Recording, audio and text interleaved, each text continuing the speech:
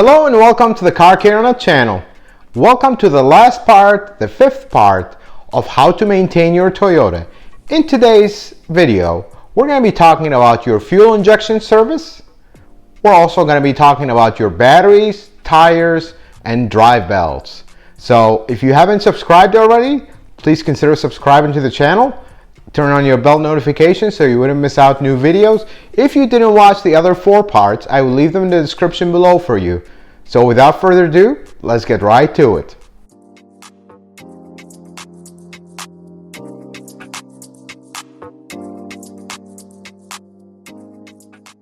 We move on to the next big one. Fuel injection service. Fuel cleaning service or induction cleaning, whatever. Before we get into those two, I'm going to start with this. Tank additive. EFI, you'll hear that word a lot. EFI cleaning. Electronic fuel injection additive.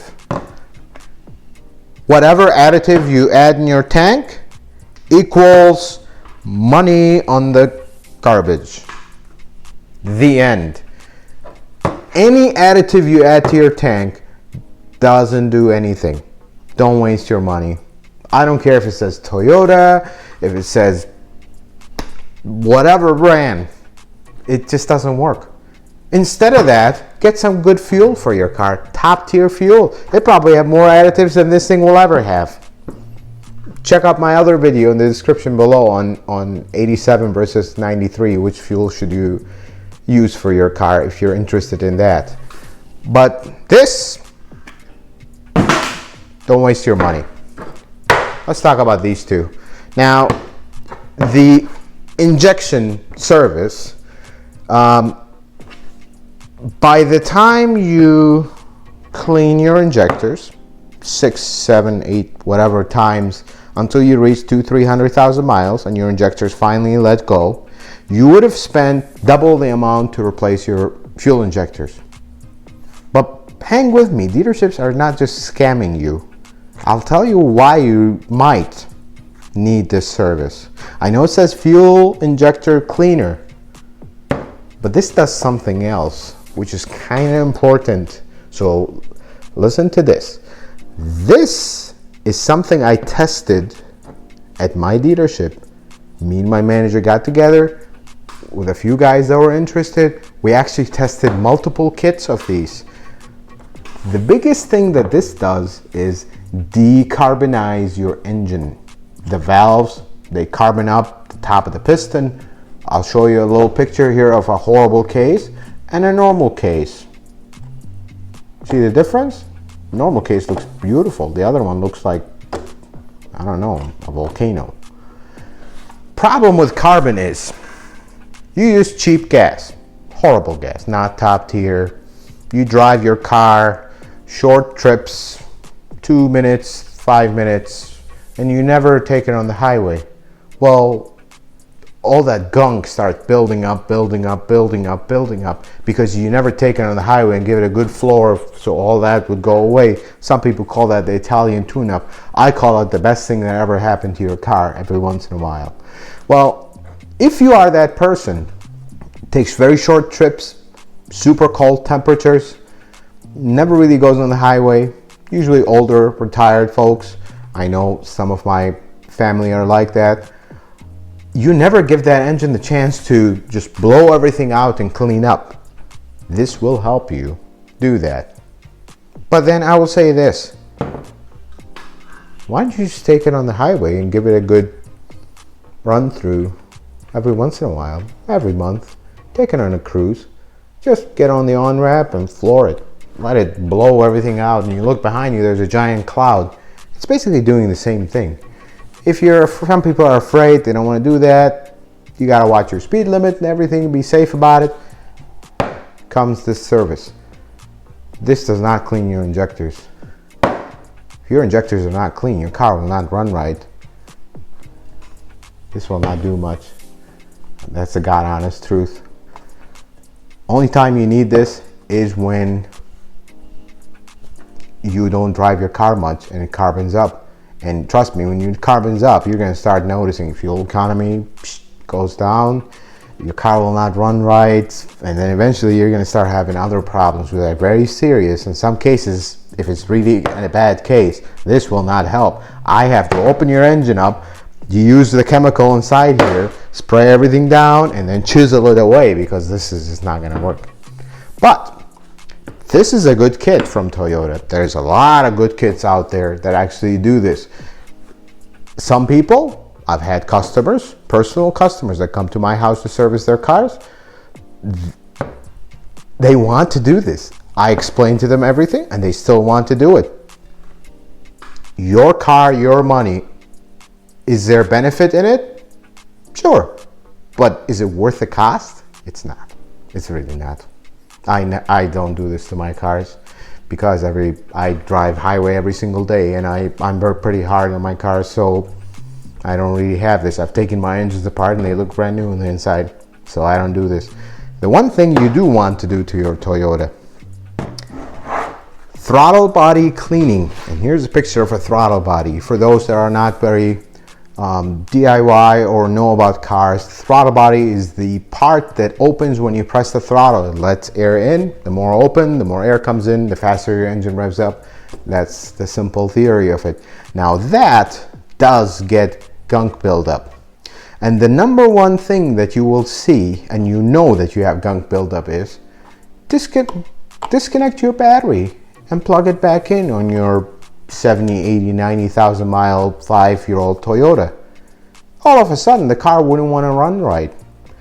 You let it idle, it wants to die, and every time you come to a stop, it dies. That's a very common thing. And that's where this cleaner comes in. This is an awesome cleaner for the throttle body. I recommend you to clean your throttle body between 30 and 60,000 miles. There's no certain mileage. You could leave it until 100,000, then clean in one time. It'll be probably good almost there. Or you can keep up with it where it doesn't build up very heavy. If you're not a DIY, ask specifically for this to be clean. Usually most dealers will combine these two services.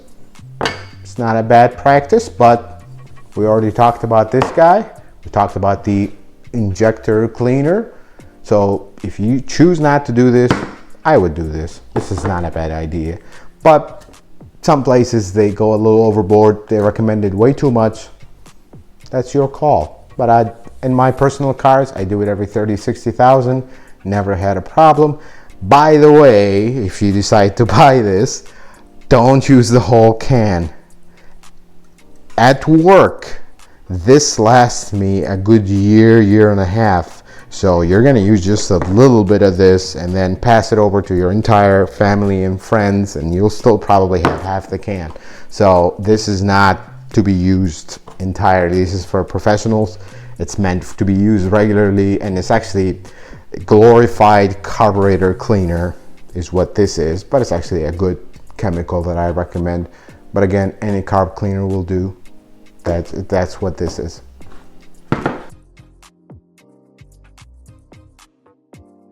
So I'm going to briefly talk about tires and batteries for your Toyota.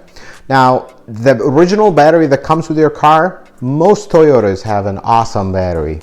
Usually batteries, we've seen them go as little as 3 months, as high as 10 years. It really depends how you drive your car. I recommend to you to really shop around for batteries, because the Toyota dealership battery, I think it's a very good battery. It's actually made by Interstate, and it has an 84 month warranty, but there is a fine line there. It's actually a 2-year 100% replacement and then prorated the rest. You gotta ask. I see people buying batteries. Oh, do you have this battery for this car? Just haul it away, let's go. You gotta shop for batteries. Unless you're in an emergency, that's a different case. Most batteries are made by the same manufacturer. Most of these Duralast from AutoZone, I don't know who from who, Toyota battery, Nissan battery, Lexus battery, they're all made by Interstate. So it's the same battery with a different sticker on it. I would shop for the best warranty you can find. 2 years? That's a little low. Maybe you can find 3-4 year and compare prices. Most of these batteries, again, they're made by the same company. They probably have the same price.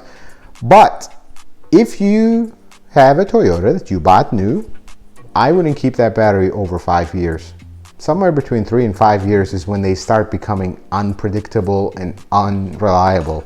If you're only driving close, yeah, keep it past 5 years. But if you're planning that long trip and you look at your battery and it's 5 years old, just replace it. It's not worth it. It's every 5 years. It's not a big expense. I just do it every 5 years tops. And tires. Tires is another big thing. I personally wish that dealerships stopped telling tires. Folks, most dealerships, my dealership is not one of those dealerships, and I'm finally happy. Maybe this will make fences with my manager. Most dealerships, they will have an extremely overpriced tires. Very few dealerships will have a different supplier, and they will have actually tires that compete with your discount tire, Costco, Sam's Club, other tire places. The convenience of the dealership is great because you buy your tires from the dealership in Chicago, you're in Arizona, you got a flat tire, guess what? You pull in any Toyota dealership, get the tire replaced, and off you go. That's the nice thing, but the downside is they're way overpriced. You do not go blind in a dealership and buy tires. You gotta shop around. Now, if the difference is small in price, they're a little bit more expensive than, say, Costco, Sam's Club, or whatever. Now you gotta gauge the value. If the value is there for you, go for it. If not, tires are tires. They're not made by Toyota. They're made by their prospective manufacturer of that tire. So there you go. But one thing about tires, I see people put all kinds of just, I don't know who brand tires on their Toyotas just because, oh, they were the cheapest and they were on sale, or I read reviews. Stick with the brand names. And if you're really not sure, and I will tell you to do your research again. Sorry, I keep repeating this. But most people, they read all these reviews. 50 reviews says great, 50 reviews says horrible. So they're really confused. If you're confused, ask yourself this one question about tires. The tires you are replacing, do you like them? Are you happy that they lasted what they lasted? If they are, then why are you shopping around? Just buy the same tire. Or most cars will have what they call OEM tires, which you can go to TireRack.com, find what original tires came on these cars. Actually, believe it or not, Toyota does test these cars with these specific tires. They didn't put random tires. They approve a list of tires that these tires were great for this car or this brand of tire, this model of tire works great for this car. So sticking with OEM tires will actually make your car drive the way it's supposed to. I've seen cars that drive weird because they have some off-brand, or even sometimes they have a good brand that's just not compatible with these cars. So if you're not sure, stick with the OEM tires. Doesn't mean buy them from the dealer. You can buy them somewhere else, much cheaper, but stick with the same brand and model if you're not sure. Do your research. Tire Rack is an awesome website to do research on tires. I'd look at reviews, but make sure there's an option. I'm not a very computer savvy person, but there's an option out somewhere there where you can say, I want to read reviews from the same car that I'm shopping for. Because what good is it for the guys that own BMWs to tell you, oh, they're great tires on the track? Well, what does that do me for my Corolla? That doesn't help you much. That's not a good review for your case. So always read reviews for the same cars that you're replacing tires for. Now let's talk about some drive belts. Now, I don't have any drive belts to show you. It's just a belt. But here's what I'm going to tell you about drive belts. Most people tell me, well, I went to the dealership or I went to the shop and they told me your belt is just old.